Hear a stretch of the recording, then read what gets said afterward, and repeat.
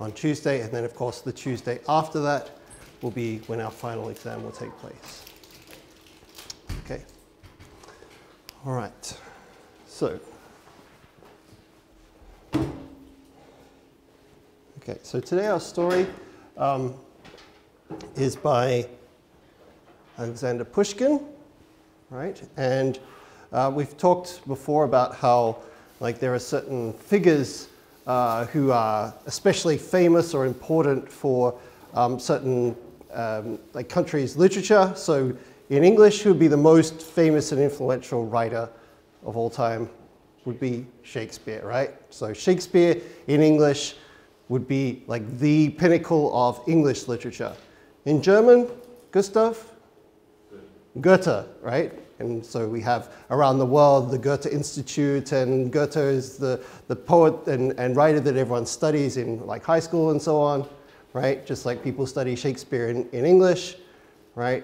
So there are certain writers from certain countries that are seen as the pinnacle of that language's literature. And in Russian, even though there are some very famous Russian authors that come after Pushkin, like Dostoevsky, Tolstoy, and so on. Gogol, we read one of his stories. Well, we saw he's Ukrainian, but he still writes in Russian. Nonetheless, Pushkin occupies the same sort of position as Goethe or Shakespeare for the Russians, right? He's the guy whose poems they memorize in school, right? He's the one that is held up as being the first of the great Russian writers, and particularly in the 19th century, there are many great Russian writers, right? They're very influential, particularly in the development of the novel. So, okay, so as we have already said, like, he's from Russia, right?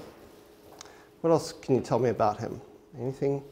When we're thinking about context, remember I said whenever we come to a work, the important thing is to know, like, who we're from, when they're writing, and so on. So what can you tell me else about this guy in this story, this context? He also got killed in a duel. Right, so we see the story, of course, is called The Shots, and it's about a duel, and Pushkin himself died in one of these duels. So I'm going to talk a little bit more about that practice and that context. Yeah. Anything else?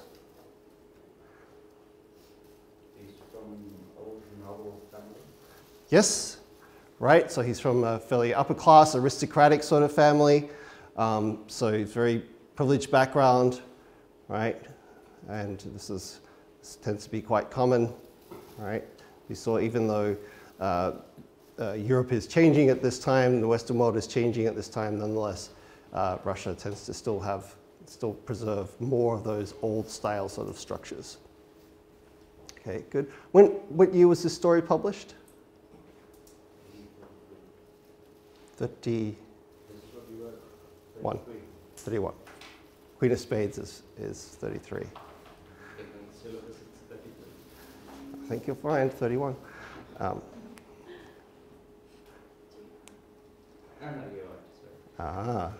at that. What do you know? Right. So yes, 1831. And this was actually part of a collection of short stories, linked short stories that Pushkin published. Of course, as I said, he's most famous for his poetry, right? So he's a romantic poet primarily, although he did write some plays as well, for which he is famous. Some short stories, like the ones that the two that we read for this class are his two most famous short stories, right? Just like we read, Rip Van Winkle and Sleepy Hollow, the two most famous stories by Washington Irving. So too we're reading the most famous stories by Pushkin, right? So, as I said, this is one of the most famous writers and the most revered writers in that Russian tradition. And also, as Nam had pointed out, this story is about a duel, and Pushkin himself died in a duel. So, so let's talk a little bit about.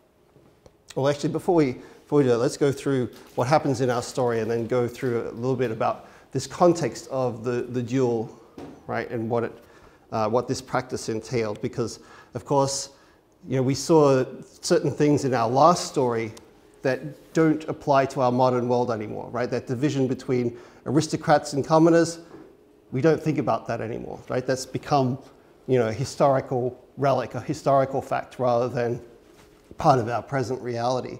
And of course, in the same way, the culture of the duel, right, is something that very much belongs to that old aristocratic culture as well, right? And with it, with the decline of that culture, that practice, of course, is also no longer exists, right? So, our story, what perspective is it told from? First person, although we've seen many of the first person stories we've seen in this class have tended to involve the person who is at the center of the events, hasn't it, right? Mostly it's been someone who's at the center of events or someone who is involved in the action in some way, and they tend to be the unreliable narrators. Instead, our narrator here, well, he's sort of involved, but he's more on the fringes. He's more of an observer. He's more of an outsider to the actual events that are going on. And of course, he comes across them as he goes along. And of course, our story is divided into two parts, isn't it, as well, right? So we have the earlier part where he's in the army, and then the later part where he's now retired from the army and working on his farm. All right, so we begin when the narrator is in the army, when he's quite a young man, right? And being stationed in this small town, right? There's a bunch of soldiers there with not much to do, right? He's like, there's no good-looking women in the town, so there's no one you would want to like run around and get married to. It's just a small town with nothing to do except to drink and play cards, right? Basically. So this life is kind of boring, and so there's only one person outside of the soldiers that is part of their social circle. And this is an older guy. He's not old, like we're told he's 35. So he's older than these guys, but he's not like an old man, like he's not 60 or 70 or 80 years old. He's just a little bit older than these guys. And the reason that they identify with him, of course, is that he used to be a soldier, right? So he's a retired soldier, and so they like to hang out with this guy. So because he's a little bit older and he's a little bit more experienced, they tend to look up to him, right, as being someone who is sort of more experienced and a sort of elder, big brother sort of figure. He lives in this very poor sort of flat with, you know, lots of holes in the wall because he keeps shooting at the wall. Nonetheless, he seems to get along with people pretty well. He lends people books. He borrows books from them and never returns them, like some people I know. Let's see, what else? Oh, and he hosts card games and dinners for the other soldiers, right?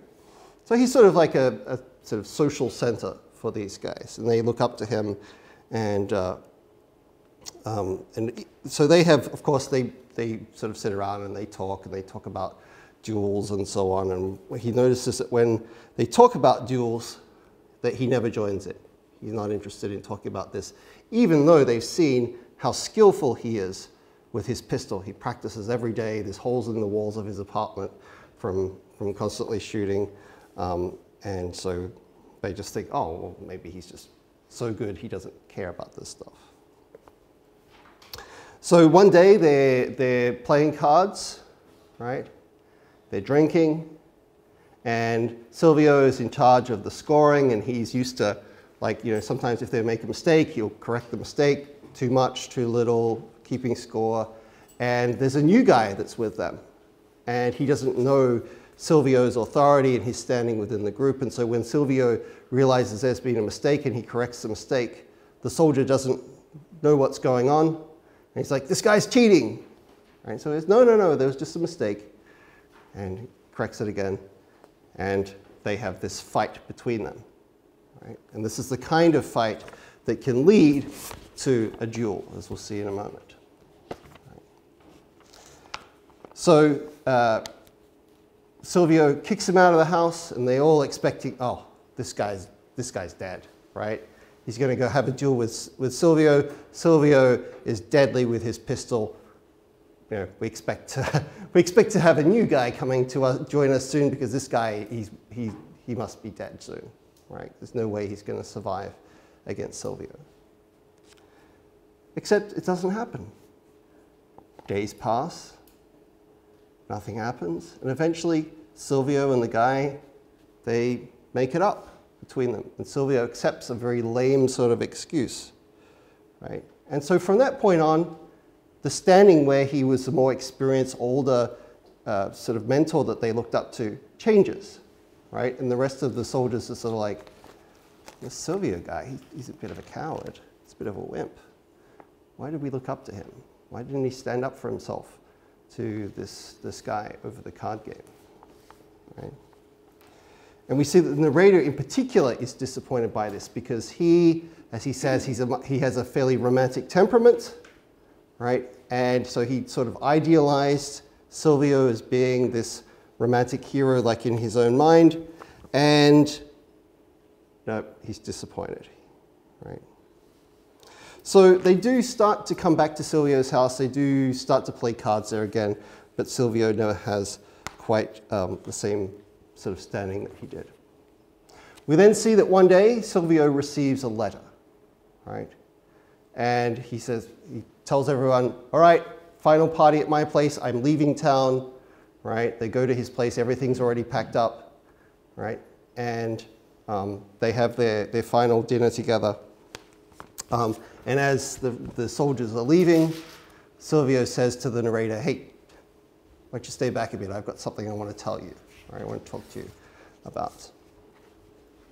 And so he tells him the story behind his actions, right? Tells him the story about like why he didn't pursue the argument with that soldier over the card game, and what the story, like this mystery behind his life is. And so it has to do with an incident that happened when he was in the army, when Silvio was in the army, right? And when he was in the army, he was a wild man, right? He was a tough guy, and he would, you know, take on lots of people, and he would like win, and he was very wild, and he became famous in his regiment for being like a wild guy, right? For being a very skilled sort of soldier. And then we see that suddenly another guy, right, joins up into the regiment, and this guy turns out to be more interesting, more talented than Silvio is, right? More interesting and more talented. And so every time that Silvio tries to outdo him, right, this other guy doesn't care. He just laughs it off. He's more successful with the ladies. He's more successful with his friends. Basically, he beats Silvio in every sort of way, to the point where they're at a dance, and he finally deliberately insults the other guy and challenges him to a duel. So the duel is to take place the next morning at dawn, right? They meet at the place, and you know, Silvio has his accomplices, his seconds there, and they're all sort of, wait, where is this guy? Right? Where is he? They're supposed to be here, right? And eventually they see him coming up the road, and he's just sort of strolling along, eating some cherries out of his hat, and yeah, this is nice. Yeah, hey guys, time for a duel, right? And he's all incredibly casual about this whole thing, right? And of course, Silvio is taking all of this very seriously, right? He's really annoyed, and the other guy doesn't care, right? So Silvio is so sort of annoyed and upset that even though he gets to go first, he's like, no, you go first, right? And so the other guy takes his shot, shoots Silvio through the hat, right? So, of course, through the hat is not very painful, not very fatal. In fact, it doesn't hurt you at all. And so now it's Silvio's turn, and he knows that he could have killed the other guy. But then he sees the other guy, the other guy is still so casual that he's just sort of like, yeah, come on, take your shot. Yeah, I'm just going to eat these cherries. Yeah, come on, hurry up. Right? I'm almost out of cherries. Right? And Silvio is so annoyed that he says, stop that. Take this seriously. Right? And then he's like, fine, I'm not going to shoot you. Right? I'm going to wait to take my shot. I'm going to put my pistol away, and when I hear that you have something that you care about enough to live for, right? Because right now you don't seem to care all that much about your life. But there will come a time in your life when you do have some kind of attachment, when you do have something that you love and that you care about and that will make you want to live. That's when I'm going to come back and take my shot, when you care about it, right? So this is what happens. So Silvio, right, he delays his shot in the duel until some future time when he can take proper revenge, right, when his opponent really cares about his life. So then we see Silvio up and leaves, and the narrator doesn't hear from him again. We then switch to part 2 of the story, right? And remember, this is several years later, about 5 years later, right? Now, the narrator is now living on his farm. He's the master of the farm, right? He's a gentleman doing well for himself, even though he's sort of like, well, I'm prosperous, I'm making lots of money, my farm is doing well, but God, this life is boring, right? There's nothing to do here, and I'm in danger of becoming an alcoholic because all I can find to do in the evenings is drink. I've read all the books that I have. There's no one interesting to hang out with. God, I'm so bored, right? So he then hears that there is an estate, nearby estate, that belongs to a countess, and she hasn't lived there for a number of years. Only when she first got married, she lived there for a short time. And then he hears, oh, she's coming back. She's going to live there again. Right? And so, of course, this is the talk of the small village in which they live, right? Because this is an event and not much happens, obviously, in this village. Obviously, quite a dull sort of place. And so they're all like, oh, the countess and her husband are coming. They're going to come and live here. And so the narrator, being bored and wanting to see his new neighbors, he goes and he visits them. Right? When he gets there, he sees a picture. And strangely, this picture has 2 holes in it, 2 bullet holes right next to each other. Right? And he comments on that. Right?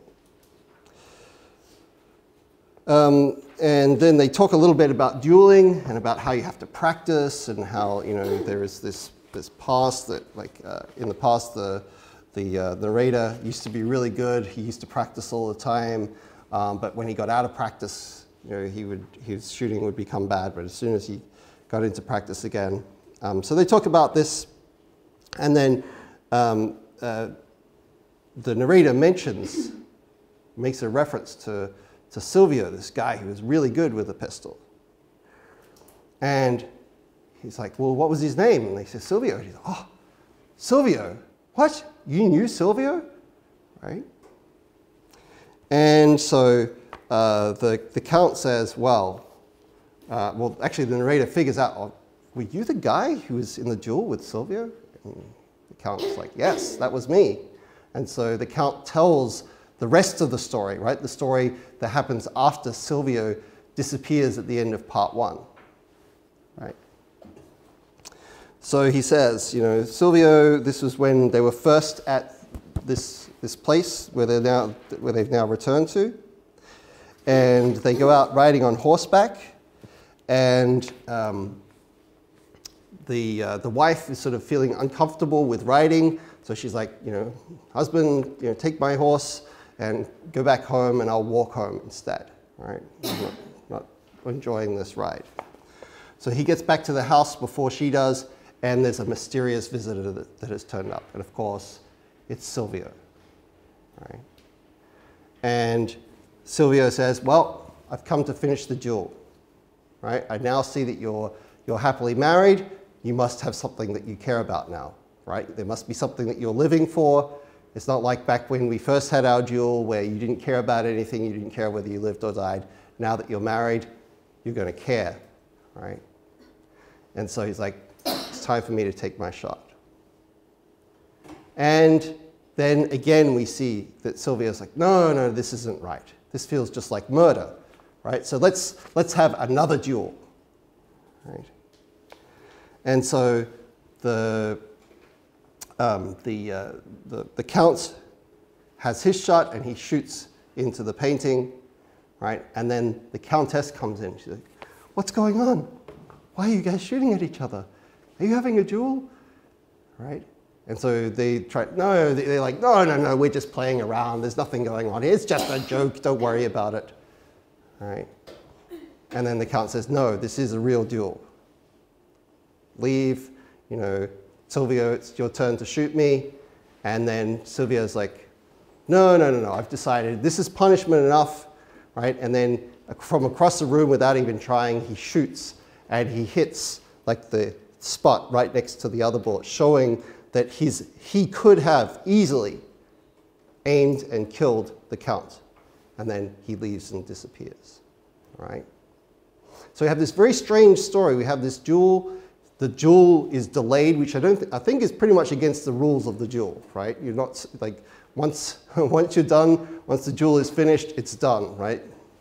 But in this case, he wants to suspend it until the other guy has something to live for, something to lose. Okay, so let's first of all take a look at this tradition of the duel, right? And this is actually a painting, 19th century painting of a scene from Pushkin's Eugene Onegin, which was a verse novel that he wrote, which also has a duel in it, right? And Pushkin, he didn't just die in a duel, he fought in many, many, many duels. And of course, the tradition of the duel, well, you don't have to just use guns, you don't have to use pistols, right? There are many variations on it, but swords or pistols are the most common, right? So in some traditions, right, it's the person who is being insulted that gets to choose, right, what weapon they're going to use, right? So pistols at dawn, right, it's pistols. Bring swords, bring a bazooka, right? There are all sorts of different methods, but mostly swords and pistols. So the way that this worked was, and you can see some of these mechanics in the story, right? If you were using pistols, right, you couldn't, obviously, if you just both had pistols and there were no rules, this would not make it really a fair process. So the whole point is that this is supposed to be about honor, right? This is supposed to be about, if you feel your honor has been insulted, then you can challenge the other man, and it's always between men. You can challenge the other man to a duel, and whoever wins the duel, right, they have their honor, right, is intact. So that means you can actually insult someone else and kill them, and you've got away with insulting them, right? Okay, so the way the duel works is, let's take the case of pistols, since that's what's in our story. The way it works is you have the formal challenge as the first part, right? So someone insults you, your wife is ugly. Or in the case of Pushkin, right? He had these rumors that his wife was cheating on him, right, with this other guy. So he went to the guy who was accused of cheating with his wife, and he said, it's on, right? I challenge you to a duel, right? You're sleeping with my wife, or I've heard rumors that you've been sleeping with my wife. It's not true. You've disgraced my honor. You've disgraced my marriage. I'll kill you, right? Of course, it didn't work out that way, but that was his point, right? So he was trying to defend his honor with regard to his marriage. So the first step is that challenge, right? And usually it's done very publicly, right? There are other witnesses to see. This is why we see that Silvio, when he challenges the Count in the first part of in the early, like the history of the story, he does it at a ball, like where there's lots of people and they can all see what's going on. They then usually set a time and a place, right? And most often it's set as being like the dawn, the morning, the next morning, right? That's why you hear this term of pistols at dawn, right? And so there are, then you set the time and the place. And the other thing is you can't go by yourself, right? You can't just turn up to a duel and, hey, let's the two of us fight against each other, right? You always have to have at least one assistant, and the name of this, the term for this assistant is a second, right? So in the case of Silvio, we see unusually he brings 3 friends, 3 seconds, right? And so there's a whole set of rules governing how this process works, right? Remember, this is meant to be a defense of honor, and so it can't be that you just kill the other person dishonorably, right? You have to kill them according to the rules of honor, okay? And actually, you can decide not to kill them as well. So the way this works then is, first of all, the seconds are like the referees, right? They set everything up. So first of all, they decide, like they work out how far the opponents stand from each other. And as you see in the story, 12 paces, right? So they sort of, right? So first guy's going to stand here, and then they count out 12 paces, right, from each other, right? So they're like, is that in meters? I think it's just in steps. Okay.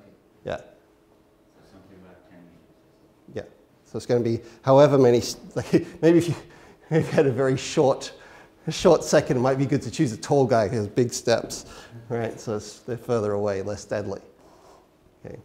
So they just would mark out 12 steps, and then that's where they would stand apart from each other. And also, if you had pistols, right, then the seconds would load the pistols as well, right? And so I think sometimes even in the rules, like the seconds had to load the other person's pistol to make sure like that no one like tried to cheat. So like, you know, one person didn't load any bullets into the gun, and so the other was left without any defense or any attack, right? So the seconds are basically the referees, and they work out like how far they should stand from each other, make sure the guns are loaded properly, right?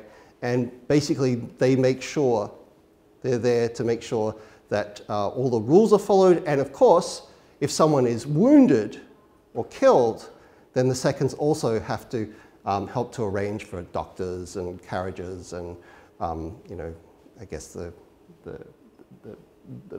undertaker to take away the body or whatever. Okay. So that's the basic way that this is done. Now, as you can imagine, you know, there are times when people want to go through this process. They want to have their honor defended, right? They can't be publicly insulted, and yet they don't want to actually kill the other person, right? So there are a couple of different sets of rules for this. In the days when it was just fighting with swords, right, it was possible to stop the fight at the point where first blood was drawn, right? So this is where that term first blood comes from, right? So you say you're fighting and you're like, all right, you know, I've managed to, you know, to cut your arm, right? And you're bleeding now. All right, I'm satisfied, right? I'm willing to stop the duel. I've got first blood, it's done, right? And that's, according to the rules, could be enough, right?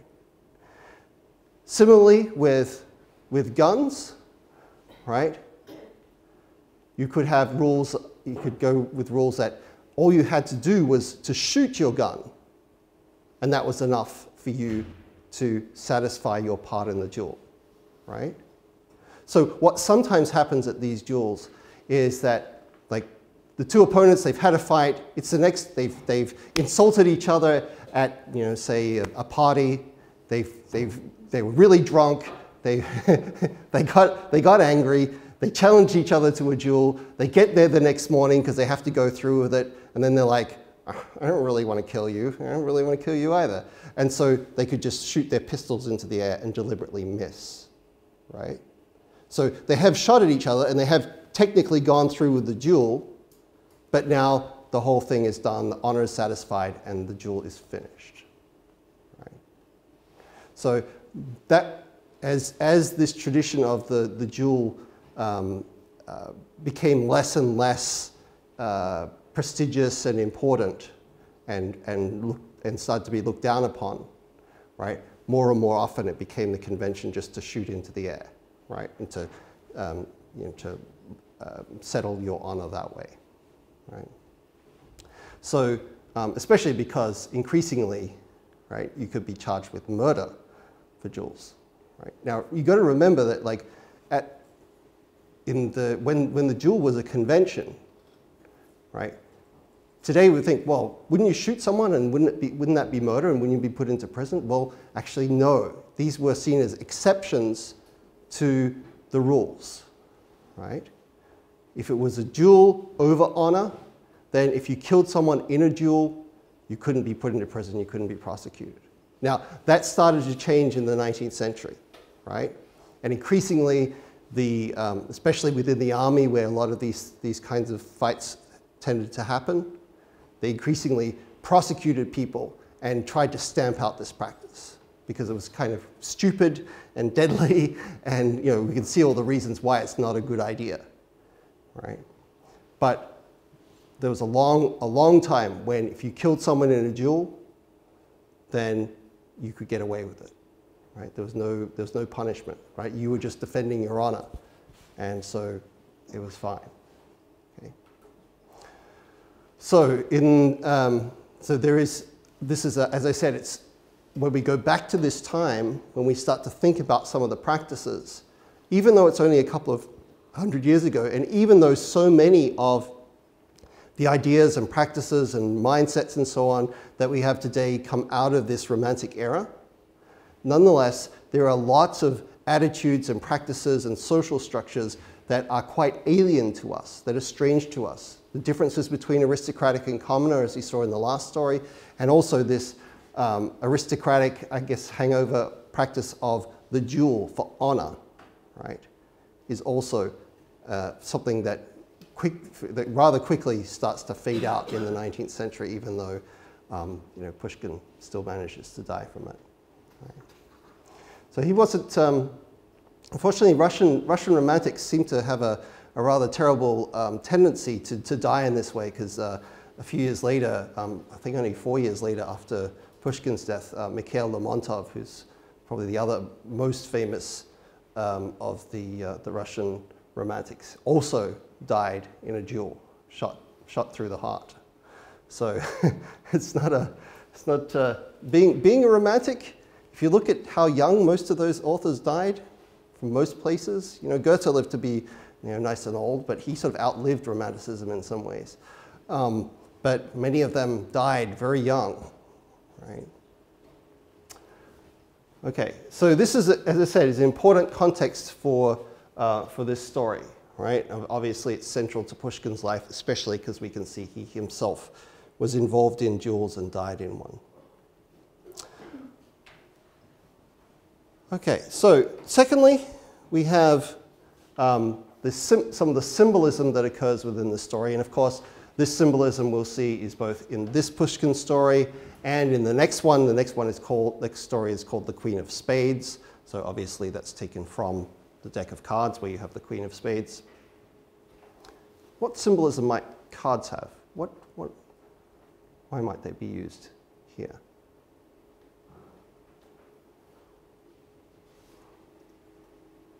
Maybe luck. There's an element of chance and luck about it, right? And, I mean, some card games are all luck, aren't they? But others are games of skill as well, aren't they? Right? So there's this mixture of skill and luck, right? That is part of the card game. But there's also this metaphor that is going through both of these stories, that life itself can be seen as similar to a card game, right? There's certain elements of luck that you get dealt certain cards and you have to do with them, but also certain elements of skill of what you do with those cards, right? How you play those cards. Do you bluff? Do you sit? What do you do with them? That also determines how you live your life, right? So Pushkin uses this metaphor, right, of life as being like a game of cards. Certain elements are chance. You get dealt certain cards and you just have to live with that, right? Just like all of us are dealt certain cards in the sense we're born at a certain time, we're born into a certain family, we're born into a certain social class, right? All of these things, or we're born into the gender that we have, male or female, right? These are things that are kind of given to us, aren't they, right? They're like the cards that are given to us, but how we then play those cards, right? How we use those things is a matter of skill. And even still, there's an element of chance in that as well, right?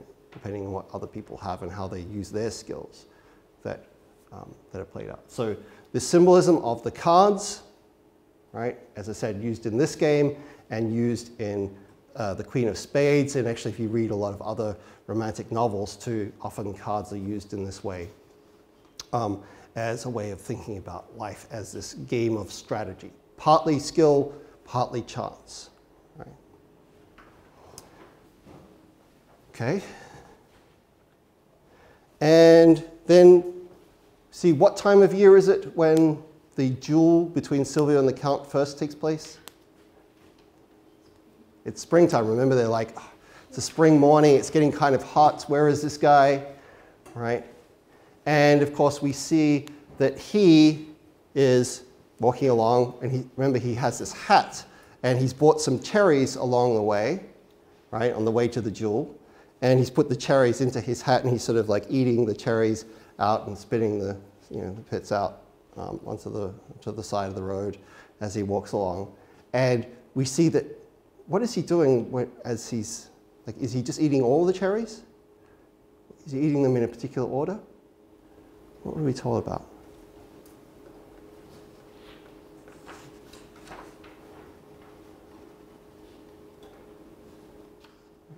If he gets shot, he's not going to have time to eat all of these cherries, is he? Is he just eating the best one? Yeah, so he's like, oh, that one looks the sweetest. So he's picking out the sweetest cherries as well, right, to eat while he still has time, while he still has life, right? So here, again, we see this is meant to symbolize his attitude towards life, right? Is that as he is going along in his life, he's just like he picks out the sweetest cherries, right? He's taking the best experiences that he can, right? He's having the time of his life. He's living his life to the fullest in the face of possible death, right?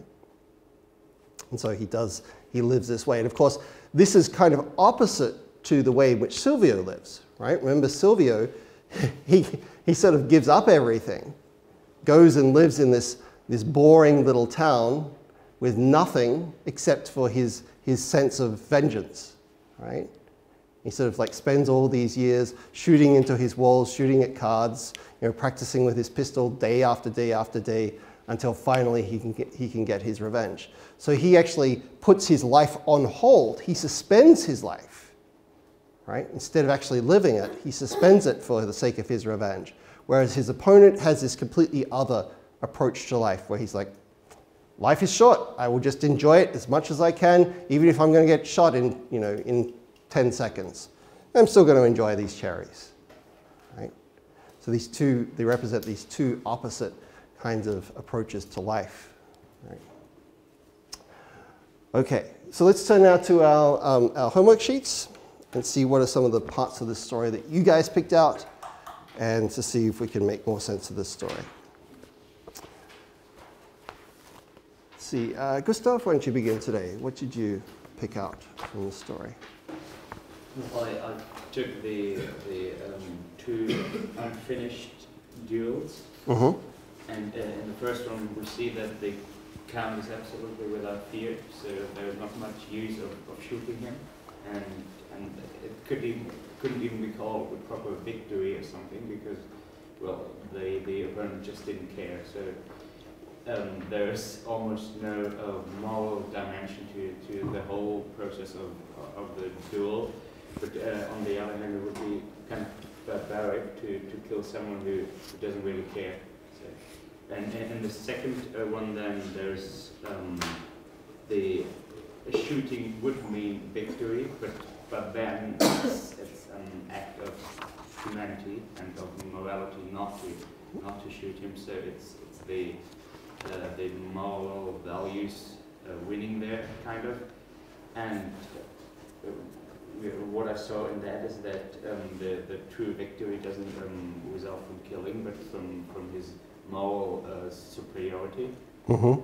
And we also see that it's our fear for life that gives meaning to our actions.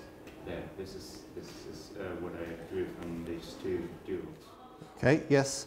So we can see, I mean, it's complicated, isn't it? Like as to who wins and who loses these duels, right? It's sort of like, well, you know, kind of the Count won both of them, didn't he? Even though he kind of lost, right, in a sense. Right? He wins on both occasions, and Silvio kind of loses on both occasions, and yet, as you said, the fact that he reacts in the way, particularly in the second duel, that it sort of expresses there's a more humane, compassionate side of him that is kind of honorable in itself, isn't it? Right? So it's really like this is what is part of the greatness of this story, is that we're left so uncertain as to like, well, who wins or who loses, right? Whereas normally a duel is pretty straightforward. It's like, you know, you shoot at each other and whoever wins supposedly has the honor. But in this case, it's sort of like, but they kind of both lose and they kind of both win in the process, right? Do you know how Pushkin himself thought about duels? Yeah, I mean, he was obsessed with his honor, as far as I can tell. And that's why I think he fought almost like 30 duels in his life. And of course, you know, even, I mean, can you imagine like the guy who killed him was like a French military officer. And like that's the thing that he's now famous for, is like, he's the guy who killed Pushkin. Can you imagine if like you were the guy who killed Shakespeare in a duel? You know, like you would be forever dishonored. Like even if Shakespeare was crazy and was like wanting to like constantly defend his honor against someone, right? That you would be remembered as that guy who killed Shakespeare. This is kind of the same thing, right? This French officer, Dantes, who killed Pushkin, even though Pushkin was kind of the one who really pushed this and was really like fanatical about defending his honor, right? How famous was Pushkin during his time, during his lifetime? Oh, pretty famous, yeah, yeah. So yeah, this is, you know, again, even if we look at it within like Pushkin's own life, we sort of say, well, you know, Pushkin, you know, he was the one that pushed for the duel. He was the one that was like felt insulted and challenged the other guy to a duel, and lost his life over it. But nonetheless, we still sort of say, well, you know, he's the guy who killed Pushkin, right? He's the villain, right? Even though it was kind of Pushkin's fault. All right. Hiro, how about you? I chose the second to last paragraph. Like Sylvia has wanted a count, obviously for revenge, but it seems like he was trying to shoot her because it was to like say to confusion and alarm, and also to see if the count will really shoot her. And I could tell from this paragraph that like Sylvie or still like in the past like sort of. Mm-hmm. He was the only one like sort of like thinking of it. And the past, well, the count was more mature, like from the past. Mm-hmm. He was eating cherries, so yeah. Yes. Is the count in this second duel, is he really afraid? Because look at the bottom of 220, like just the page before that. He's sort of like, you know, his wife comes in and she of course is terrified, right? She's worried that her husband's going to be shot. But the Count says to his wife, look, get out of here. This is not your business, right? Come on, get on with it. Shoot me, right? So there is a sense in which, like, the Count, the second time around, it's not that he doesn't have anything to live for, right? But it's just that he's still so brave and so, you know, so tough.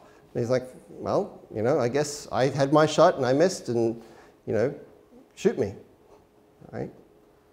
And so we see that he has, and this is very similar to Clara in the last story, right? That he has this nobility about him, right? This aristocratic sort of aura about him, that he has honor no matter what, right? Even if you shoot him, he's like, you can't take away my honor, right?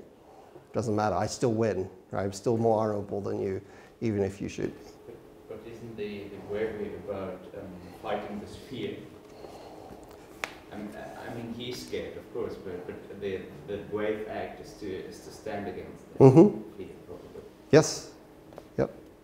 And this is part of the paradox that we've seen in both this story and the last one, right? Is that, like, the fear has tended to be stronger in the person who, or the reactiveness has tended to be stronger in the person who survives. So Juanito, the executioner, is the one who's sort of like blubbering to the priest at the, you know, at the execution in the last story. And in this one we have, you know, it's Silvio who seems to have more fear and cowardice and resentment and small petty sort of feelings in this one than, like, his opponent, right? So the story sort of reverses these things on us a little bit. Okay, let's see, Jungwon?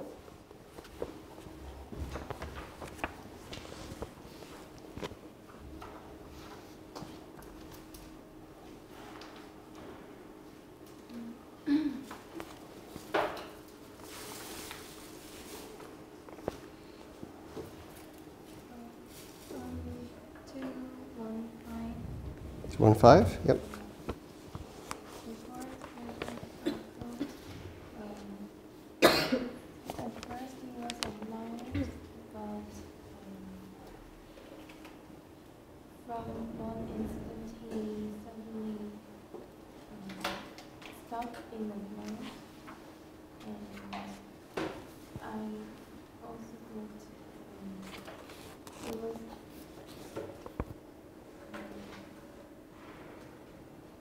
It was impressive that he kept quietness, so readers could expect more about what could be behind his silence.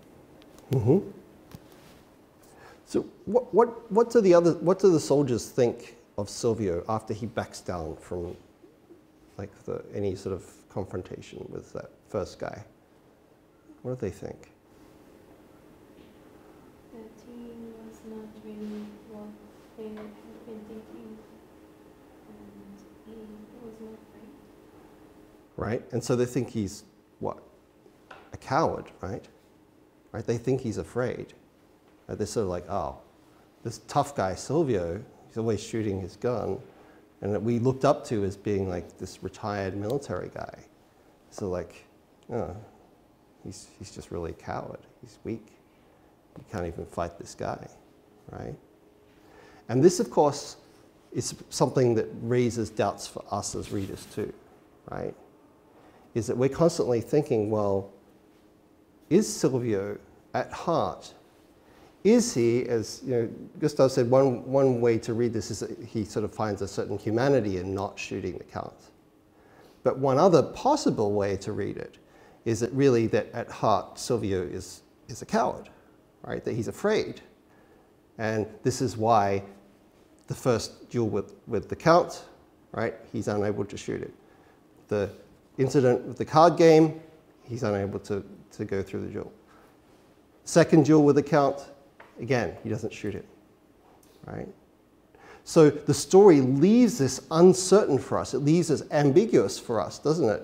It could be that he is just this more deep, more humane, this better guy for wanting to have this sort of sense of honor.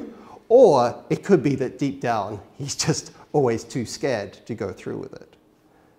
And so the story leaves both of those options open, right? It deliberately leaves that ambiguous. So that as we're reading, we're like, the Silvio guy, which one is he, right? Is he just incredibly, honorable and has this sort of particular humane sense of himself, or is he just deep down a coward? It could be both, right? Could be one or the other. We're not sure. Okay, Eleanor? When reading the story, I thought that a lot of it was kind of influenced by Pushkin's life and like all the duels that he had. Mm-hmm. So I thought that maybe he had based the character of Silvio on himself, since they both were like really touchy about their honor and defending it, kind of. Mm-hmm. Okay. Now, of course, we see often stories draw from the lives of the lives of the authors and the experiences of their authors. But of course, we've also seen that authors take those experiences and they change them in order to put them into a series of sort of ideas about the stories. What do you think Pushkin, therefore, is trying to explore with this one? I mean, his life and his fiction are two different things, of course, even though they reflect upon each other. What do you think Pushkin is trying to say with this story of Silvio? Well, I thought he kind of contrasted the idea of like the want for life and kind of like having indifference to life. Uh-huh. And so he uses Silvio as like a tool to explore that, kind of seeing how the other character, like, he's so indifferent towards living at the beginning, kind of, and then how when Silvio comes back in, he kind of feels more of a need to like live and stay. Okay, good. And this is one of the sort of the things that is strange to us today about the duel, isn't it? Is that this idea that honor can be more important to you than life, right? That you're so willing to die for the sake of like rectifying the fact that you've been insulted in some sort of way, right? To us, that's just bizarre behavior, isn't it? We say, well, okay, that person insulted me, but they're just a bad person, they're just an idiot, we don't care what their opinion is. Or, but we're not going to go and say, I'm going to kill you, right? Or I'm challenging you to a duel in which I could be killed, even if I was the party who was like, let's say someone wronged me and I challenge them to a duel and they kill me, then they win, right? And they get to insult me, right? So it's a very strange sort of approach. So as you said, this question of like how we value life, right? And how we value our lives, right, is placed within this question by the act of dueling, right? We start to think, well, wait a minute, is honor really worth that much? Is it really that important? And as we've seen through these stories, there is often this question of like, what is life worth? How important is it to us, right? So think of let's say the Poe story of Ligeia, right? And she has such a powerful will and such a desire to live that even after she dies, like she tries to come back to life, right? She's so forceful in her desire for life. And in this story, we see these people like giving up their life as if it doesn't matter. And yet at the same time, we see the Count. It's not like he doesn't like his life. We see that he's incredibly talented. He's charismatic. The ladies love him. The fellow soldiers love him. He's really successful. And so it's symbolized, as I said in the lecture, by those cherries, right? He picks out the best that he can for while he is still alive. Okay, let's see. Sharon, how about you? I chose page 217. Mm-hmm. And Silvio talks about how he designed his mission inspired this little place since the non-dictators passed and knocked on revenge. I feel like a large part of the story is driven by Silvio's feelings that his honor has been tarnished and it must be restored. and like the feeling consumes him and becomes the only important thing in his life. But then like ironically, he seems to tarnish his honor more by giving up his position in the army, and then like later going to that village and like not fighting an officer because he wants to take revenge later on the count. And also, I feel like the story, it's made up of multiple parts, and it allows like one character to complete the story begun by like the previous narrator, and it almost makes the story like sound less reliable, and it makes the readers question whether the story is like fiction or is it real, and it makes it more unpredictable, and the mystery is solved like when we finish the story. I like that because I feel like, well, I don't know what's going to happen. It makes me want to keep reading. Yes. Well, there's a certain way in which this story, of course, is structured in the same way as a duel, isn't it? Right? Remember, we saw that the duel has a second, or each of the opponents has a second, right? And the reader kind of acts like a second. He's sort of like the referee who's like, all right, this happened, this is one side of the story, and this is the other side. But also remember that the duel with guns, like, you know, if it's a sword fight, then both people like fight with their swords at once. But if it's a duel, they take it in turns to shoot. So they draw lots by chance to decide who will have the first shot. Right? It's not like sort of Wild West gunslinging where it's like whoever draws fastest shoots and it gets to kill the other person. It's like, all right, you know, let's say like Gustav and I, he's about 12 paces away, so he's a good distance away. So our seconds would draw lots and they'd say, all right, Gustav gets to shoot first and then Peter gets to shoot second. So it's like Gustav would get his shot, he misses me, and then aha, I get him, right? So you take it in turns to have your shot, right? Your one shot at the other person, okay? And this story, notice, does the same thing with the narrative, right? We have the narrator introduces the background, and then Silvio has his chance to tell his story. He gets his shot at telling what happened, right? And then the narrator later on, part 2, right? It's then the turn of the Count, and he gets his go at telling the narrative, right? And telling what happened, right? So the story itself is even structured in this way to resemble the duel, right? Okay. So Gustav, be ready to defend your honor. All right.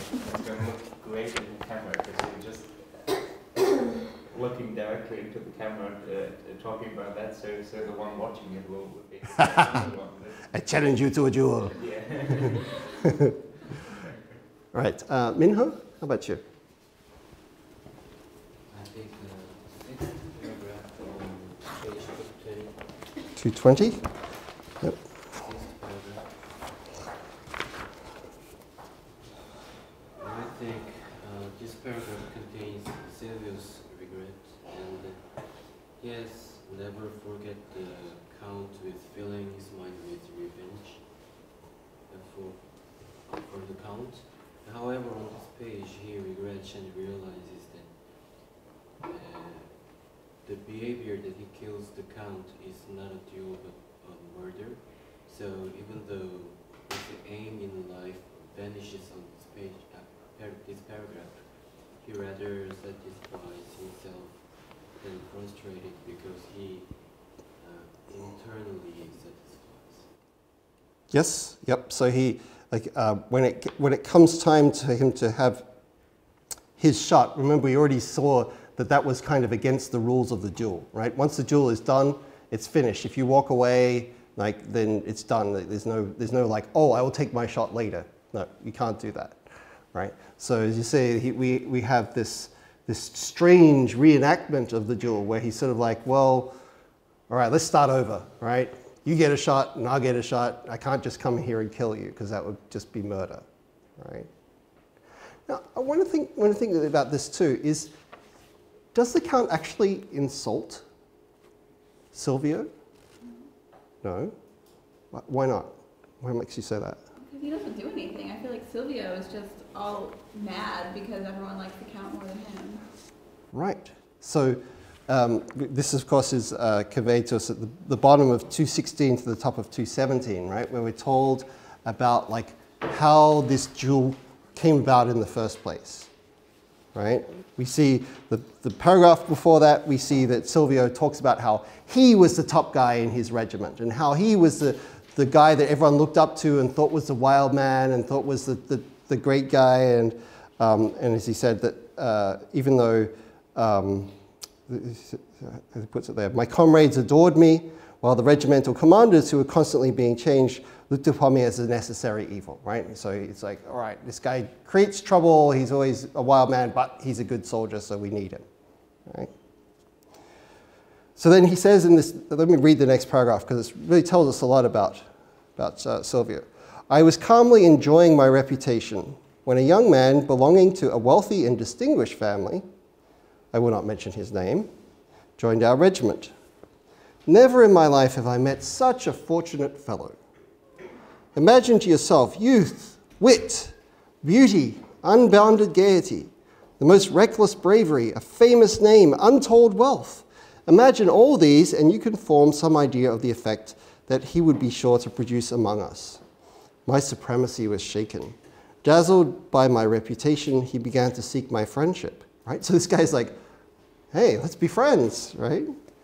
But I received him coldly, and without the least regret, he held aloof from me. So he's like, all right, don't be my friend, fine. I took a hatred to him. His success in the regiment and in the society of ladies brought me to the verge of despair. I began to seek a quarrel with him. To my epigrams, he replied with epigrams which always seemed to me more spontaneous and more cutting than mine, and which were decidedly more amusing, for he joked while I fumed. At last, at a ball given by a Polish landed proprietor, seeing him the object of the attention of all the ladies, and especially of the mistress of the house, with whom I was upon very good terms, I whispered some grossly insulting remark in his ear. He flamed up and gave me a slap in the face. We grasped our swords, the ladies fainted, we were separated, and that same night we set out to fight, right? So we see here that from the very beginning, right, the Count comes in to the regiment. He's good looking, he's charming, he has lots of money, he has a good name from his aristocratic family. Everyone loves him, right? The soldiers like him, the ladies like him. He's a success in every single way. And he sees Silvio and he's not like, oh, this is my rival, I hate you. He's like, hey, you're cool, let's be friends. And Silvio's like, no, I'm threatened by you. Leave me alone. He's like, okay, all right. So at every step, like there's nothing that the Count actually does to insult him except that Silvio is jealous of him, isn't he? Right? Now, let's think about this. Let's go back to our metaphor of the cards, right? Our symbol of the cards. Right, where we saw that like when you're playing a game of cards, right? Someone is going to be the dealer, right? Let's say you get a bad hand and someone else gets a good hand from the cards. You don't attack the dealer and say, you gave me bad hand. Why did you give me the bad cards and you gave her the good ones? It's not fair, right? But that's kind of what Silvio is doing with regard to his life, isn't he? Right? He's saying, well, why does he get all the good stuff and I get some good stuff, but not as good as him, right? So what we see here is that Silvio seems to be trying to direct his sense of injustice and rage, that the fact that he didn't get dealt the cards, the hands that he wanted, right? The things that he wanted to be given in life. And he tries to direct it at the Count, but is it the Count's fault that he was born handsome, rich, good family? Is it his fault? No, right? So what we see about Silvio's like anger and his frustration is that it's not really properly directed at the Count, is it? Right? It's not really, the Count doesn't actually insult him. The Count is not the one who is responsible for any of this. Instead, what Silvio is really angry at, right, and what he really wants to take his frustration out on is just life itself, right? He feels that life is unjust, and therefore if he could shoot whoever it was that made that didn't give him all those privileges that the Count has, then he would. But of course, there is no one that's responsible for this, right? It's just how life is, in the same way that, like, when you're dealt a set of cards, that's just the cards that you've been dealt, right? There's no like evil force that is, or there's no evil, dealer that is saying, oh, I'm going to give you all the bad ones and this person all the good ones, right? It's just what you've been given, right? So it's, again, very important to understanding why Silvio acts in the way that he does, and also why the Count acts in the way that he does as well, is that this is not really about, ultimately, when we look carefully at this story, this is not really about Silvio versus the Count, right? It's really more about Silvio and his attitude towards life, right? Of this resentment that he didn't just get given by fortune all these things that the Count was given, right? So if we come back to what Eleanor was saying, like this really does have this question, this attitude towards how much we value our life, but also the fact that there are certain things that are kind of inherently unfair, as it were, about, it's unfair that I was born into this family, or it's unfair that I was, wasn't born rich, or born, handsome or beautiful, or any of those sorts of things. Those are, like, that's a very sort of negative attitude towards life, but like it is like something that is inherent in the way in which life works, isn't it? Right? Not everyone is born absolutely equal in that sense ever, right? So this, as I said, is very important to understanding that dynamic, because it's not really about the Count versus Silvio. It's not really about their opposition. It's really more about Silvio's resentment against life. And this seems to be give us another way of reading the end of the story, which is that Silvio seems to kind of realize this, perhaps, right? Or maybe he doesn't, because he sort of says, aha, you'll live with your conscience. And the Count says, okay, I'll live with my conscience. I didn't do anything wrong, right? You're the one who insulted me. You're the one who came into my house and tried to shoot me, right? So maybe even by the end, Silvio still doesn't get it, but that seems to be his target. His target really is that he feels that life is unjust, and he takes it out on the Count, right? Because there is no one else that he can take it out on. Okay, Namhae, how about you? I think the second paragraph of the whole story. Yep. It gives a very detailed description about what kind of guy the silver is. And I noticed that especially it says he has some appearance of Russian. Mm-hmm. I think the author is kind of doing this little bit self-portrait here, and I start thinking maybe, he's kind of referring to himself. But the only thing he didn't know is that maybe he would be the next one that got killed in the duel, and he's not that much lucky enough. Yes. As Silvio was. Yep. So of course, Silvio is not a Russian name, right? It's probably an Italian name, right?